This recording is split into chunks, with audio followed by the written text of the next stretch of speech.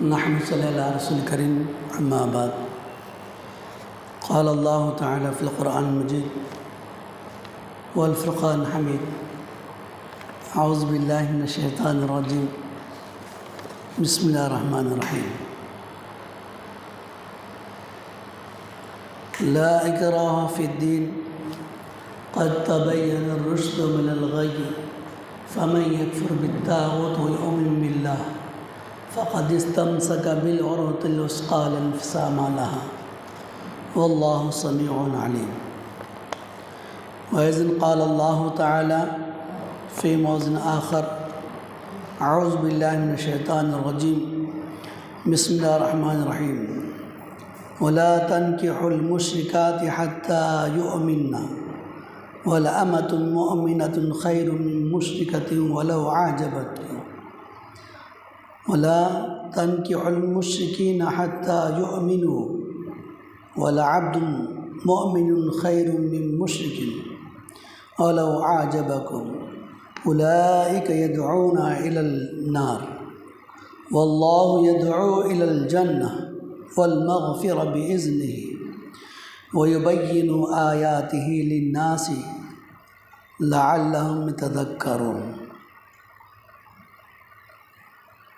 معزز سامعین کرام، عزیز ساتھیوں، اللہ تبارک تعالیٰ کا شکر احسان ہے جس نے ہم تمام کو اہل ایمان میں پیدا فرمایا، اور اللہ رب العزت کا مزید کرم ہوا کہ ہمیں آخری امتی بنایا.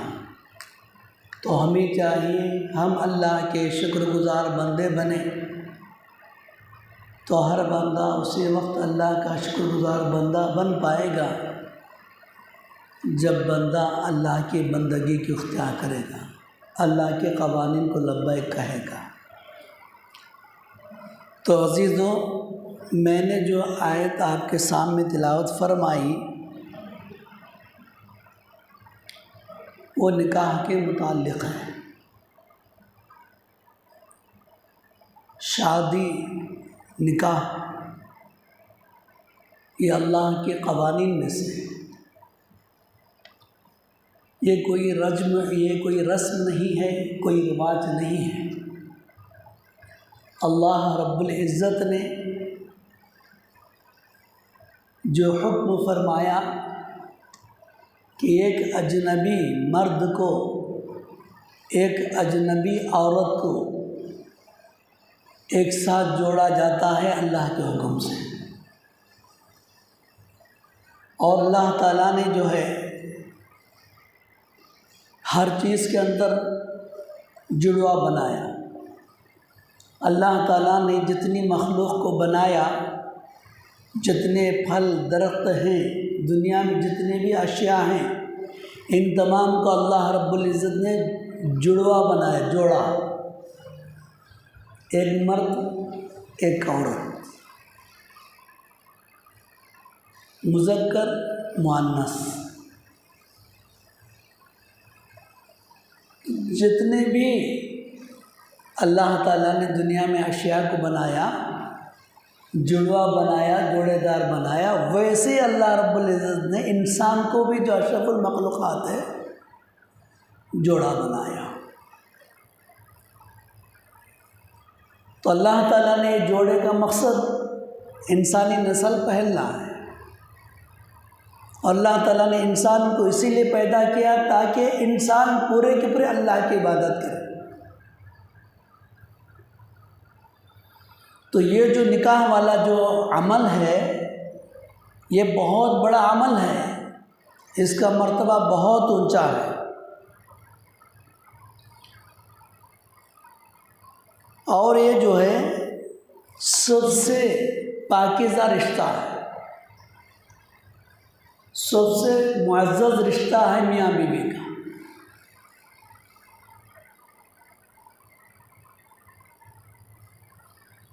تو اسلام کے اندر نہ نکاح کو مذاق کے طور پہ سوچا جائے گا، نہ رسم رواج کے طور پہ سوچا جائے گا،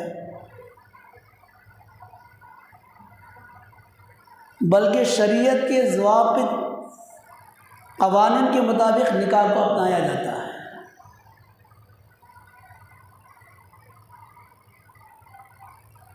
تو عزیزو، آج انسان جو ہے اپنے عقل کو بے جا استعمال کرتا ہے۔ اللہ نے جو چیز کو ہمیں تحفے کے طور پر دیا، اللہ نے جو چیز کو ہمارے لیے اعزاز دیا، اس کو انسان اپنی مرضی کے مطابق، اپنی سوچ کے مطابق معنی مطالب لے رہا ہے۔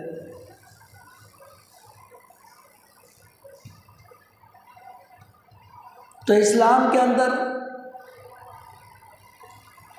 نکاح جو کرنا ہے، ایمان والا مرد ہے تو اس پر اللہ کا یہ حکم ہوتا ہے کہ ایمان والی عورت سے اپنا نکاح کرے۔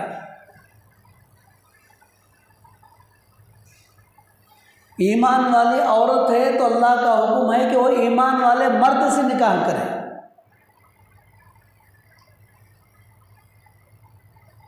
تو میرے عزیزوں، میں نے جو آیت تمہارے سامنے تلاوت فرمائی،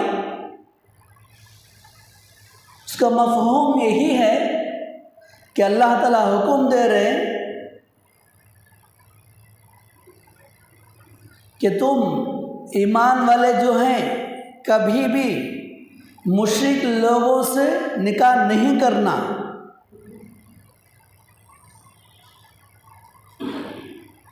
اللہ تعالیٰ فرماتے ہیں اس زمانے کے اندر، پہلے زمانے میں انسان کو انسان خریدا کرتا تھا اور انسان دوسرے انسان کا غلام کہلاتا تھا۔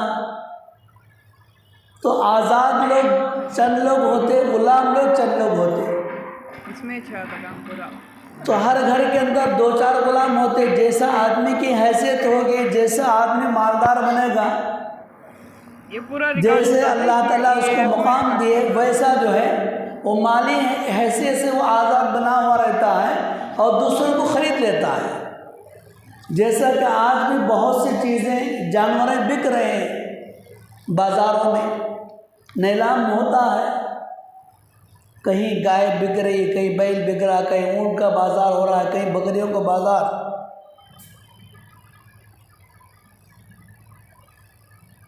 تو ویسے ہی اس زمانے کے اندر، اللہ کے نبی کے زمانے میں اور اس سے پہلے بھی کئی زمانے سے سلسلہ چلتے آ رہا ہے کہ آدمیوں کی خرید و فروخت ہوتی۔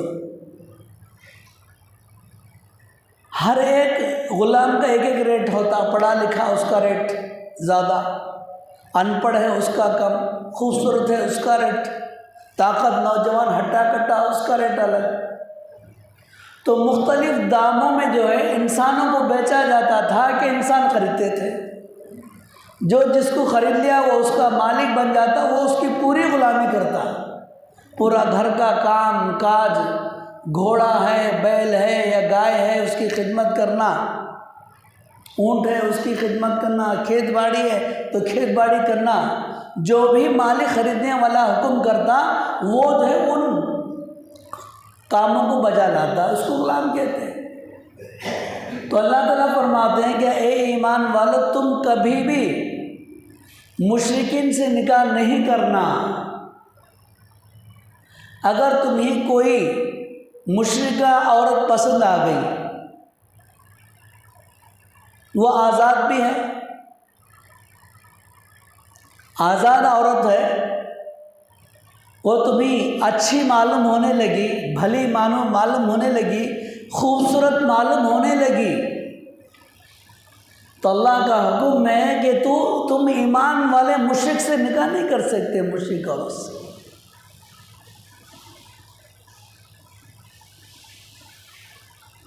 اگر اس کے مقابل میں ایک باندی ہے جو ایمان والی ہے تو تم فوقیت کس کو دے گو؟ جو آزاد عورت ہے، مشرکہ ہے، اس کو چھوڑنا پڑے گا۔ ایک غلام ہے، باندی ہے، اس سے تم نکاح کرنا پڑے گا۔ دونوں بھی سر برابر ہے، ایک آزاد ہے، مشرک ہے۔ ایک باندھی ہے ایمان والی ہے، دونوں میں سے کس کو چنا جائے گا؟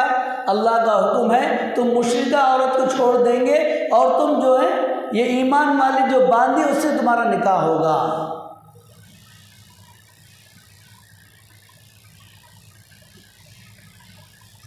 اور اسی طرح سے کوئی عورت بھی کسی سے نکاح نہیں کر سکتی دوسرے مذاہب والوں سے۔ مسلمان عورت ہے دوسرے مذہب والے سے نکاح نہیں، چاہے وہ آگے والا کتنا بڑا مالدار کیوں نہ ہو، کتنا بڑا مالک کیوں نہ ہو۔ ایک غلام ہے بندہ ایمان والا تو فوقیت کس کو دی جائے گی؟ اللہ کا حکم کیا ہے؟ جو غلام بندہ ہے اس سے تو نکاح کر۔ تو اللہ نے یہ صاف بات کر دی، جو بھی مجھے ماننے والے ہیں، مجھ پر یقین رکھنے والے ہیں، جو بھی مسلمان ہیں غیر مذاہب سے نکاح نہیں کرے گا۔ جو مشرک ہے جو کافر ہے اس سے نکاح نہیں، چاہے تمہیں کتنے بھی اچھے لگے کتنے بھی خوبصورت لگے، تو مشرک کو پسند نہیں کرنا۔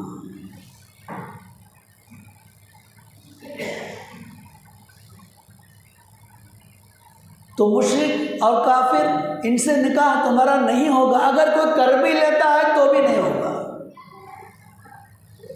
کوئی آدمی کسی مشرکہ عورت سے نکاح کر رہا ہے تو نکاح نہیں ہوگا، اللہ نے اس کو باطل قرار دیا، اللہ نے کہا کہ وہ نکاح نہیں ہوگا۔ ہاں وہ اب خود ہی اس بات کا اقرار کرے میں اللہ پر ایمان لاتی ہوں، میں محمد صلی اللہ علیہ وسلم پر ایمان لاتی ہوں، میرا ایمان اللہ پر ہے، اللہ کے نبی پر ہے، قرآن پر ہے، تب تم اس کو نکاح میں لا سکتے ہو۔ تو اسلام خود نے اس بات سے، اللہ کا حکم یہ ہے کہ تم کسی بھی کافرہ اور مشرکہ عورت سے نکاح مت کرو۔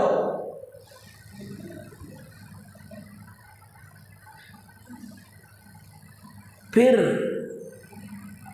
اسی طرح جیسا اسلام میں حکم ہے، دوسری آسمانی کتابوں کے اندر بھی یہی حکم ہے کہ ہر مذہب والا، ہر عیسائی ہے اپنی عیسائی عورت سے نکاح کرے گا، یہودی ہے اب تو اپنی یہودی عورت سے نکاح کرے گا۔ تو اللہ تعالیٰ نے ہر زمانے میں ہر آسمانی کتاب میں جو حکم دیا گیا کہ تم اور مذاہب مشرک سے کافر سے نکاح مت کرو، لیکن کوئی انسان ایسا ہے جو اہل کتاب سے، عیسائی عورت ہے مسلمان مرد ہے، اللہ نے نکاح کا حکم دیا۔ کیوں؟ جو عیسائی اللہ پر ایمان ہے، اللہ کے نبی عیسیٰ علیہ السلام پر اس کا ایمان ہے۔ کوئی یہودی عورت ہے مسلمان مرد ہے تو اللہ نے اس کو حکم دیا کہ تم جو ہے یہودی عورت سے اپنے نکاح میں لے سکتے ہو۔ کیوں؟ موسیٰ علیہ السلام کو پیغمبر مانتی ہے، موسیٰ علیہ السلام کو اپنا پیغمبر مانتی ہے، اللہ پر ایمان اس کا ہے۔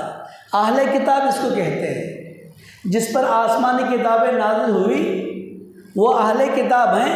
ایمان والا اگر نکاح کی اجازت ہے اس کو تو اپنے مومن برابر کے مسلمانوں سے نکاح کرنا، اس کے علاوہ اور کسی سے کرنا ہے تو جو اہل کتاب ہے ان سے تو نکاح کر سکتا، یہودی عورت ہو یا عیسائی عورت ہو، نکاح کی اجازت ہے اللہ کا حکم ہے۔ اس کے علاوہ کسی اور سے جو مشرک ہے جو کافر ہے اس سے نکاح جائز نہیں۔ اگر انسان کر بھی لے گا تو باطل ہی ہوگا، قیامت تک وہ نکاح میں شامل نہیں ہوگا۔ ہاں اگر وہ اب خود ہی اللہ کو سمجھ گئی، اللہ کی قدرتوں پر غور و فکر کرتی ہے اور کہتے ہیں کہ میرا ایمان اللہ پر ہے، میرا ایمان اللہ کے نبی پر ہے، میرا ایمان آخری کتاب پر ہے، میں آپ سے نکاح کروں گی، آپ اس کو نکاح کر سکتے ہیں۔ تو اسی طرح بہت سے مذاہب جو ہندوستان کے اندر ہیں، ہندو مذاہب ایسے ہیں کہ آدمی جو ہندو مذاہب کے اندر ہندو پورے کے پورے ہیں لیکن ذرا خاندان بدلا ہوا تو یہ ہندو دوسرے ہی خاندان والے پہ نکاح نہیں کر سکتا۔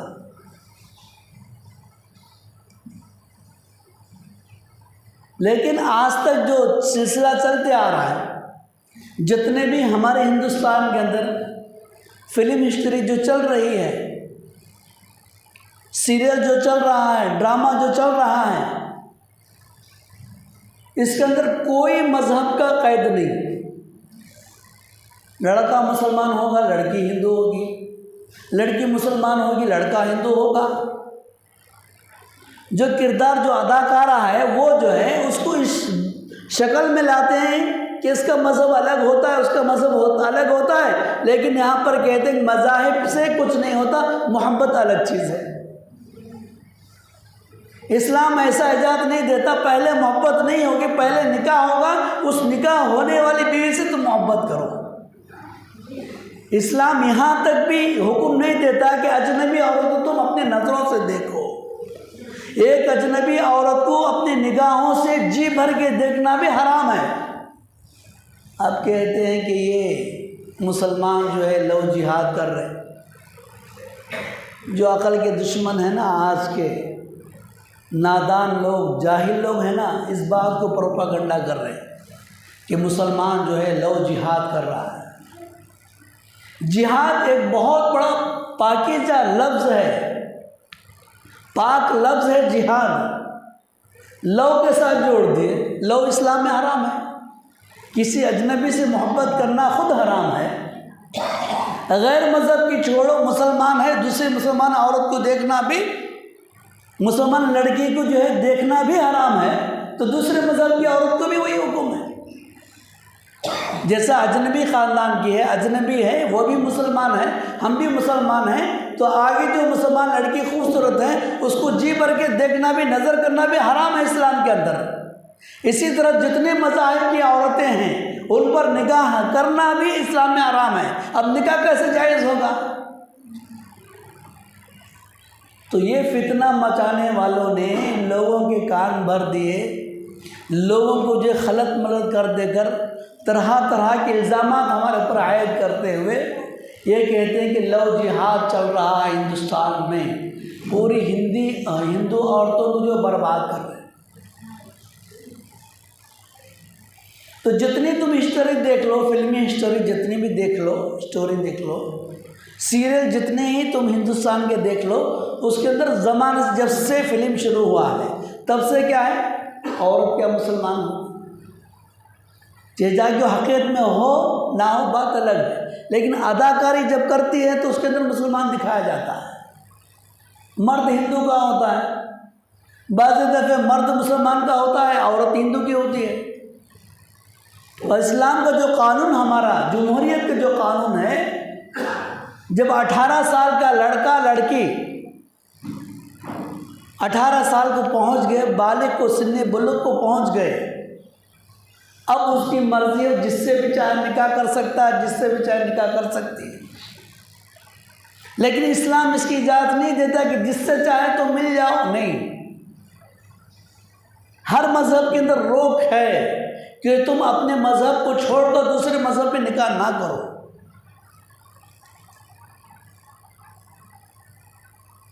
تو قانون اسلام کا یہ کہتا ہے کہ 18 سال کا ہو گئے تو مرضی ہے۔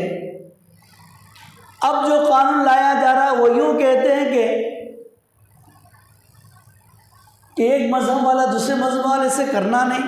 یہ تو 1450 سال پہلے اللہ کا حکم ہو گیا کہ کسی اور مذہب کو تم اپنے اندر مت لو۔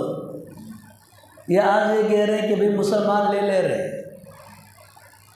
ہاں جو اللہ کو مان جائے، ان کی مرضی، زبردستی نہیں۔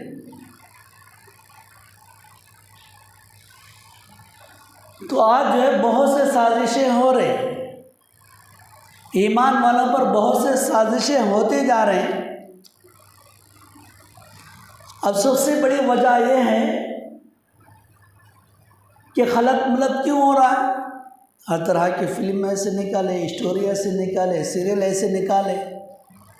اب سب سے بڑی کمزوری ہر مذہب کے اندر اپنی ایمانی کمزوری ہے، مسلمانوں میں ایمانی بہت کمزوری ہے۔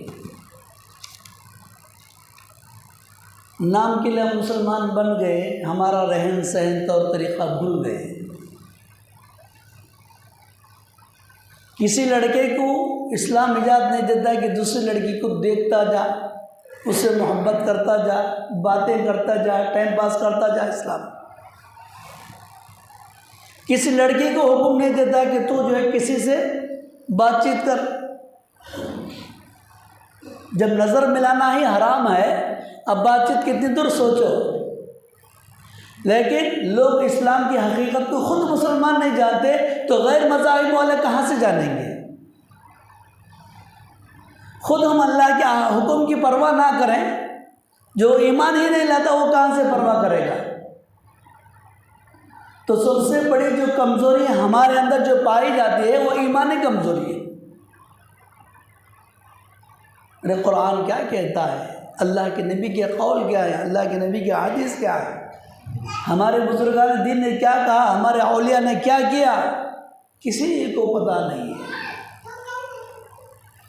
تو پہلے تو مشق کرتے گئے کہ یہ طرح طرح کے ادھر سے ادھر سے وہ یہ سب محبت الگ چیز ہے، اس سے خاندان نہیں، اس سے قبیلہ نہیں، اس سے مذہب نہیں، اس بات کو عام کر دیے کہ اسلام کے لوگوں کو اسلام سے ہٹانے کے لیے ترکیب کیے۔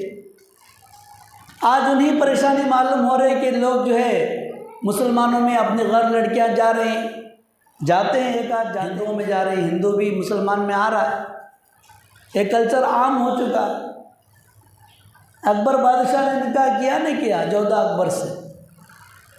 وہ عورت سے راجپوت سے کیا نہیں کیا نکاح؟ بہت بڑا بادشاہ، اس کی ہسٹری ہے، تاریخ ہے اسلام ہندوستان کے اندر کہ نکاح ہوا نہیں ہوا۔ آج بھی ہیں بہت سے بڑے بڑے نکاح ہو رہے، اپنی بیوی منا رہے۔ اللہ کا حکم تو یہ ہے کہ کوئی بھی مشرکہ عورت کو ہو، کافرہ عورت کو نکاح نہیں کر سکتا۔ اگر کوئی کر رہا ہے تو یہ اللہ کے حکم سے ہٹا ہوا ہے، اللہ کے سے جڑا ہوا نہیں، اللہ کے قانون کو چھوڑ کے چل رہا ہے، اللہ کے قانون پہ لے کر نہیں۔ تو لو خود اسلام کے اندر حرام ہے لو کرنا، اب بھی جہاد کہاں سے آ گیا؟ تو جہاد کہتے ہیں پاکیزہ عمل کو، مرد مقابل سے لڑنا، جنگ کرنا، اس کو جہاد کہتے ہیں۔ کوئی آدمی، کوئی لشکر ہم پہ وار کر رہا ہے، ہم پہ ظلم کر رہا ہے، ہمارا جائیداد چھین رہا ہے، ہمارا مال چھین رہا ہے، ہم کو تکلیف دے رہا ہے، اس سے مقابلہ کرنا جہاد ہے۔ آگے والے سے انصاف کے ساتھ روبرو لڑنا، اس کو جہاد کہتے ہیں۔ تو میرے عزیزوں، آج جو ہے حالات بہت نازک بنتے جا رہے ہیں اور ہمیں پتہ نہیں چل رہا کہ کیا کیا ہو رہا ہے۔ تو سب سے بڑی کمزوری کیا ہے؟ ایمانی کمزوری ہے۔ اگر ہمارے دلوں میں اللہ کا خوف ہوتا، اللہ کے نبی سے محبت ہوتی، اولیاء سے محبت ہوتی، کوئی ہمارا لڑکا دوسرے لڑکی سے بات نہیں کرتا، دوسری لڑکی پر نظر نہیں ڈالتا۔ اگر ہماری لڑکی دیندار ہوتی تو کسی اجنبی مرد کو نہیں دیکھتی، کسی اجنبی شخص سے بات نہیں کرتی، چاہے وہ کسی مذہب کا بھی ہو، مسلمان بھی ہو، تب بھی بات نہیں کرتی۔ اگر اللہ کا خوف آ گیا تو مسلمان لڑکا مسلمان لڑکی سے بھی بات نہیں کرے گا۔ تو سب سے بڑی کمی جو ہمارے اندر پائی جاتی ہے وہ ایمانی کمزوری ہے۔ اور دوسری جو کمزوری ہے مخلوط تعلیم۔ لڑکیوں کا لڑکوں کا مل جل کے پڑھنا، کالج، بہت بڑے بڑے کالجیں کھول دیے، یونیورسٹی کھول دیے، وہاں پر کیا ہو رہا ہے؟ ہر مذہب کا لڑکا، ہر مذہب کی لڑکی تعلیم حاصل کر رہی ہے، چاہے تم ڈاکٹر لے لو، انجینئر لے لو، کچھ بھی لے لو۔ جتنے بھی مذاہب ہیں، یہ تمام مذاہب کے بچے، نوجوان ایک جگہ اکٹھا جمع ہو رہے ہیں اور ان دونوں کے درمیان خلط ملت ہے. مل جل کے بیٹھے، مل جل کے اٹھے، مل جل کے پڑھے، مل جل کے کلاس میں آ گئے. اب بتاؤ، جب مل جل نظروں سے نظر ملتے ہیں، بات چیت ہوتی ہے، تو ایسے فتنے نہیں آئیں گے. ایک دوسرے پہ عاشق ہو جانا، ایک دوسرے کو چاہنا، ایک دوسرے سے محبت کرنا. خود اللہ کا حکم ہے اجنبی عورت پر نگاہ کرنا بھی حرام ہے.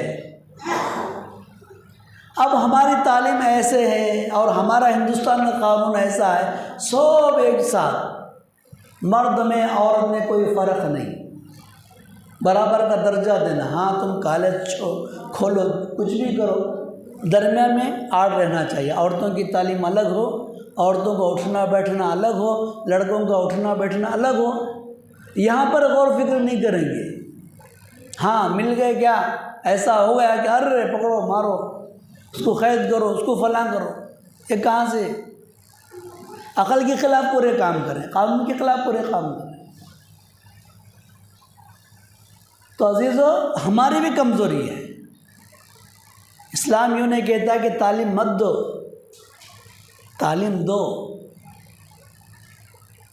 اور اس کے لیے کیا ہے؟ سب سے بڑا مدرسہ، سب سے بڑا ٹریننگ جو حال ہے اپنا گھر ہے. ہمارے گھروں میں کیا ہے؟ کسی کو فرصت نہیں، نہ ماں کو فرصت ہے، نہ باپ کو فرصت ہے. بچوں کو سکھائیں، سمجھائیں. آج تو جو ہے لیٹسٹ اسمارٹ سیل آ گیا نا، اسمارٹ سیل سے کیا ہو گیا؟ پوری بربادی. نہ دنیا کا کام ہو رہا ہے، نہ دین کا کام ہو رہا ہے. اب بچے آئیں گے ٹیوشن میں، اسکول پڑھ کے تھک کے آ جائیں گے، یا تو ان کے ہاتھ میں سل چلا جائے گا، یا نہیں تو ماں کے ہاتھ میں سل آ جائے گا. اب ان کو اخلاق، کردار، اچھا برائی کون سکھائے گا؟ کیسے اسکول کے اندر سب بتایا جاتا، اخلاق ایسے، کردار ایسے، یہ وہ نہیں. اسکول میں جو سبجیکٹ رہے گا، کالج میں جو سبجیکٹ رہے گا وہی سمجھایا جائے گا. ہر بات نہیں سمجھائی جائے گی. ہر بات سمجھنے کے لیے ہمارے نوجوان کے لیے ہمارے گھر ہی موجود ہیں. اب کیا کریں؟ باپ بھی دین سے اجنبی، ماں بھی دین سے اجنبی. نہ باپ کے اندر دینداری ہے، نہ ماں کے اندر دینداری ہے. نہ باپ کو قرآن پڑھنا آتا ہے، نہ ماں کو قرآن پڑھنا آتا ہے. خیر آئے بھی تو بچوں سے محبت کرنا، لاڑ کرنا، کھلانا، اتنا ٹائم رہتا. ہاں جا، ہاں ہے، لے لے جا، سیل میں بزی.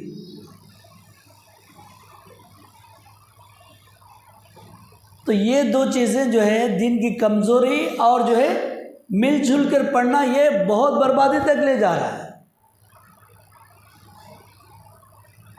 لیکن آج اسلام کے لوگ، مسلمانوں کو بدنام جو کیا جا رہا ہے لو جہاد سے، حالانکہ غلط ہے. ایک فرقہ، ایک طبقہ کہہ رہا ہے، لیکن قانونی طور پر، اگر دنیاوی قانونی طور پر دیکھا جائے تو بھی وہ غلط ہے.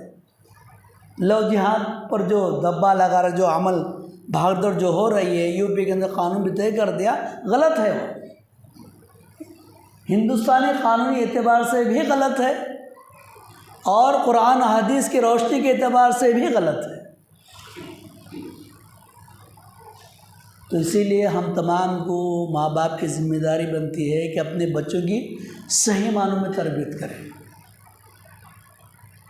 اسمارٹ فون موجود ہے، اس کو ضرورت پہ استعمال کریں، بے جا فیس بک فلاں فلاں نہیں. ضرورت پہ استعمال کریں تو کامیاب ہیں، ورنہ تو ناکامی. بیوی کی، شوہر کی، باپ کی، ماں کی، سب بچوں کی، سب کی زندگی. تو اللہ سے دعا فرمائیں کہ اللہ تعالی ہم تمام کو ان چند احکام پر، اللہ کے قوانین پر عمل کی توفیق عطا فرمائے. واخر الحمدللہ رب العالمین. اگر آپ کو اسی طرح کے بیانات اور حدیث چاہیے تو ہمارے چینل کو سبسکرائب کر کے بیل آئیکن آل آپشن ضرور سلیکٹ کیجئے. اور آپ کو ہمارے ویڈیو پسند آئے تو لائک کیجئے، شیئر کیجئے دوسروں کو.